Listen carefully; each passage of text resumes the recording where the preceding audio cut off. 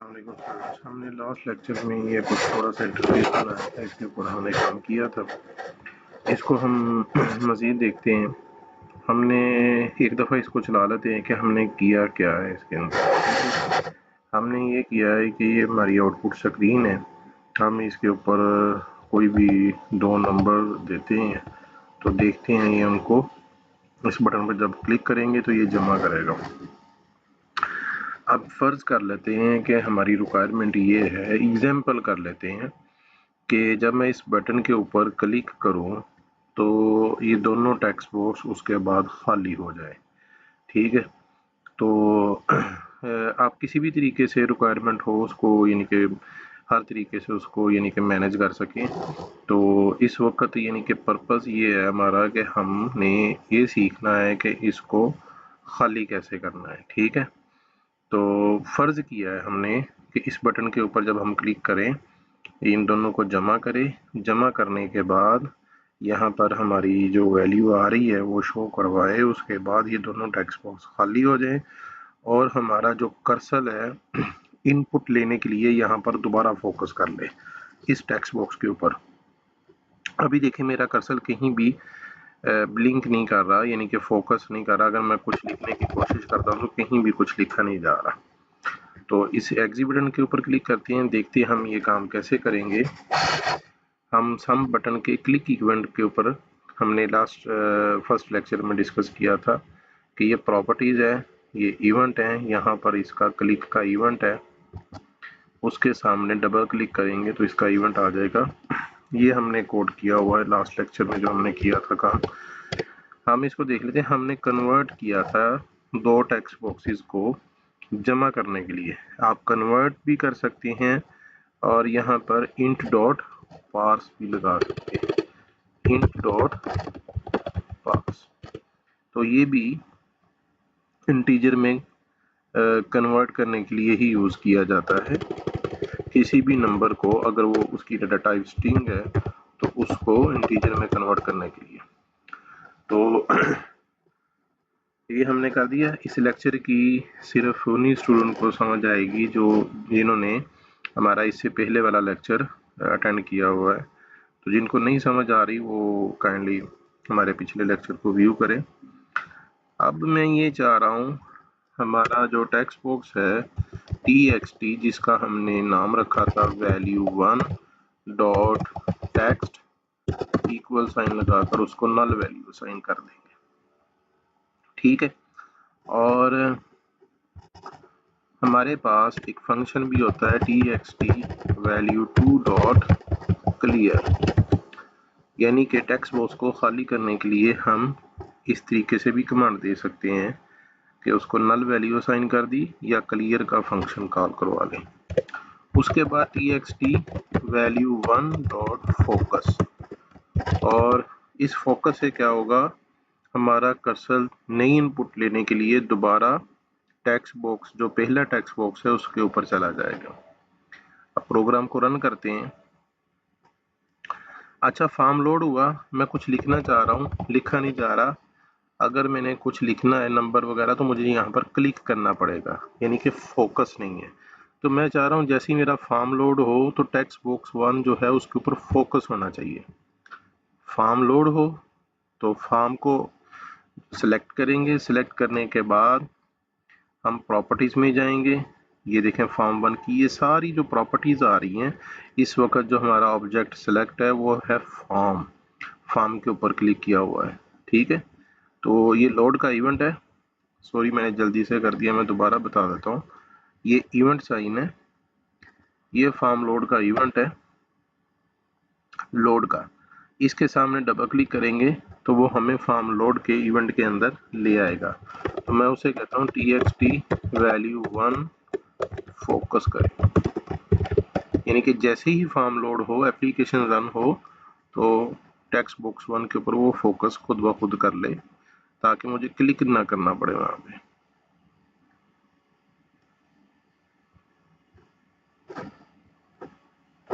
यहाँ पर मैं कोई भी नंबर देता हूँ, फिर ये नंबर दिया और ये देखें दोनों टेक्स्ट बॉक्स खाली हो गए और हमारा इधर फोकस आ गया। टेक्स्ट बॉक्स 1 के ऊपर मैंने क्लिक नहीं किया।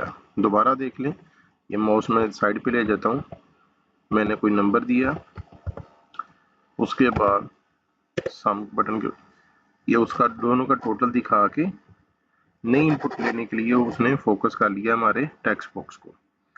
तो अब अगर मैं इधर थोड़ा सा काम और करता हूँ कि एक बटन और लगा लेते हैं, हम कंट्रोल सी और वी करेंगे।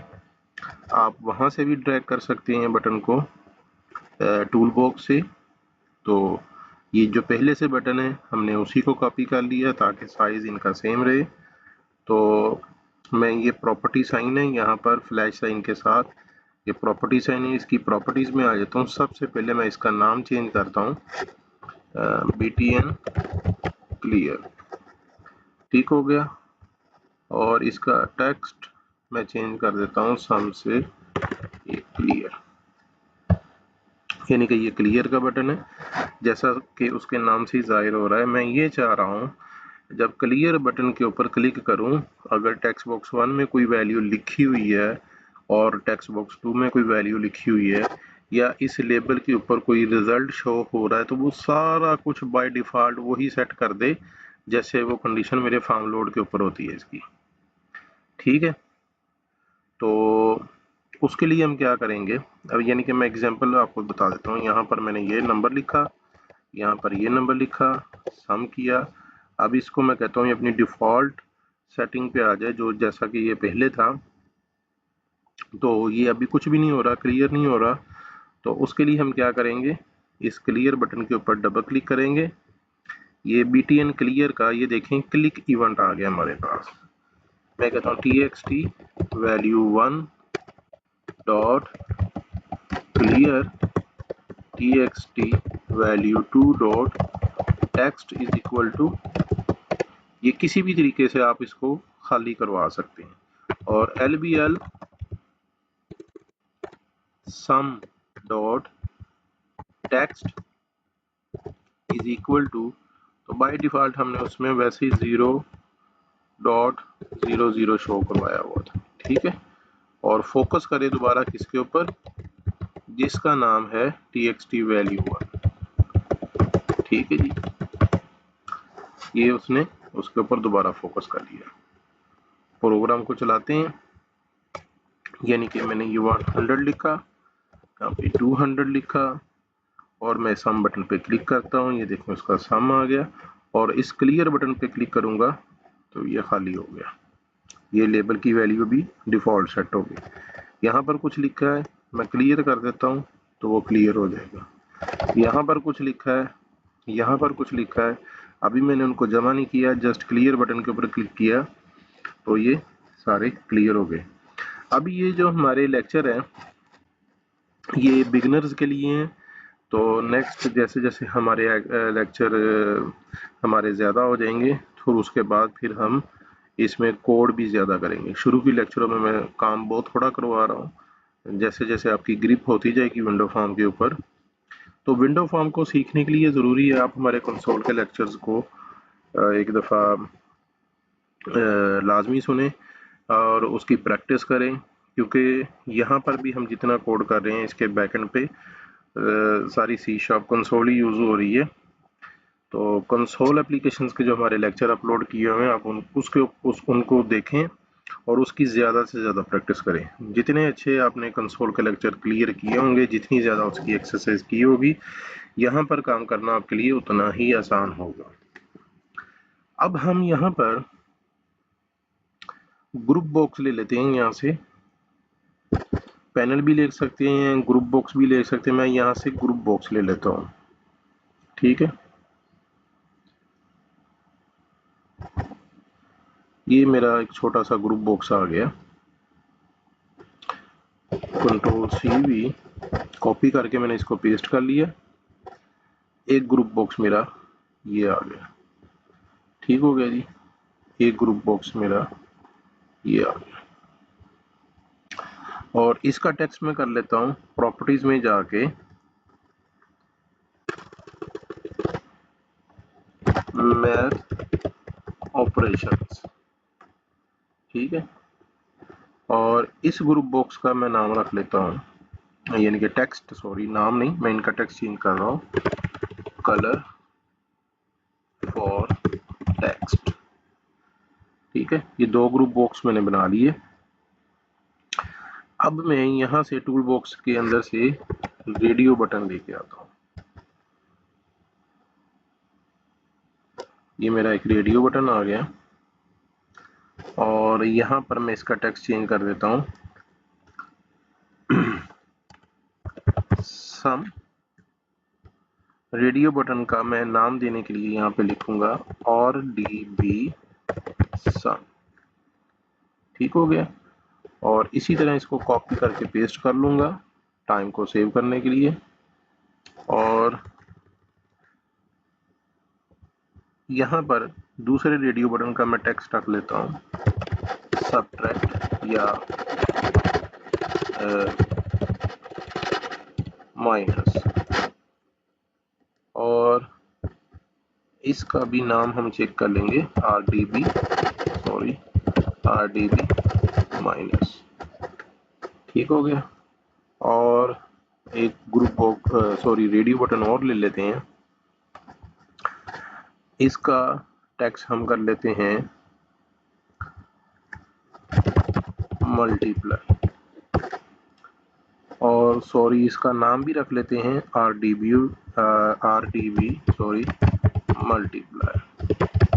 यानी कि इस रेडियो बटन से जो हमने काम लेना है, जिस तरह का काम लेना है उस तरह का उसका हम नाम रखते जा रहे हैं। ठीक है। और इसी तरह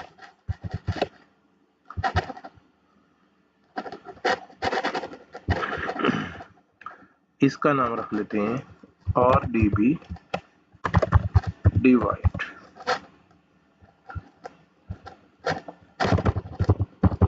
ठीक हो गया।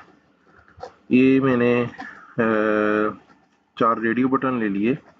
अब मैं इस बटन से काम नहीं लेना चाह रहा, मैं कह रहा हूँ 2 वैल्यू लिखूं। अगर मैं इस रेडियो बटन के ऊपर क्लिक करूं तो इन दोनों वैल्यू को जमा कर दे, अगर इस रेडियो बटन के ऊपर क्लिक करूं तो दोनों को मल्टीप्लाई कर दे, इसके ऊपर क्लिक करूं तो डिवाइड कर दे, माइनस करूं तो माइनस कर दे। सिनेरियो आई थिंक आपको समझ आ रहा होगा। यहां से मैं कुछ बटन ले लेता हूं। ये मेरा कुछ बटन आ गया, Ctrl+C+V। ये एक बटन और आ गया, Ctrl+C+V। ये बटन आ गया, कंट्रोल पेस्ट। ये बटन आ गया। ये मैंने 4 बटन ले लिए, इनको मैं थोड़ा सा अलाइन कर लेता हूँ। और इसका टेक्स्ट मैं नहीं रखता, प्रॉपर्टीज, इसका टेक्स्ट मैं ख़त्म कर देता हूँ। और यहाँ पर RDB ग्रीन, और इस बटन का हम जो टेक्स्ट है, कलर जो है वो चेंज कर देंगे। ठीक है, यहाँ पर क्लिक करेंगे,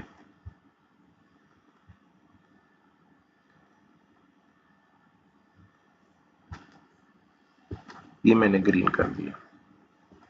और इस बटन का